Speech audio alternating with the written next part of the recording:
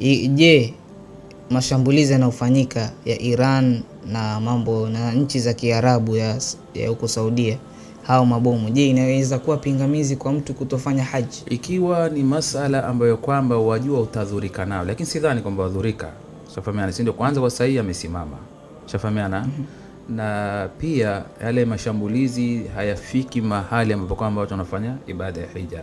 Lakini tuseme la samaha Allah, Mwenyezi Mungu asijalie, ikiwa yafika mahali ambapo kwamba mashambulizi watu wanapokwenda kufanya nini, ibada ya haji, yale mashambulizi hufika mahali pa nini, ni kwamba wakati huo ni kwamba hata ile hija haifai kufanywa kwa sababu ya kuhifadhi nafsi za watu.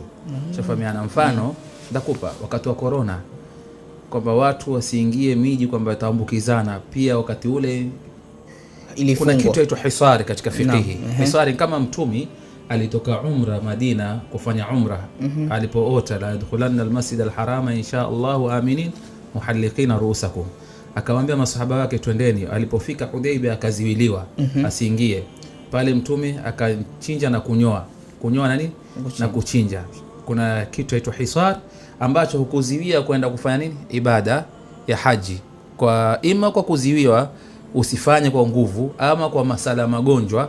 Sasa itabidi yule ambaye kwamba aliutiania kwenda pale na akafika akashindwa kuingia, afanye vile mtume alivyofanya, anyoe kisha fanyeje, achinje. Shafahamiana. Hajafika lakini amepata fununu kwamba pale ndani kuna magonjwa. Shafahamiana.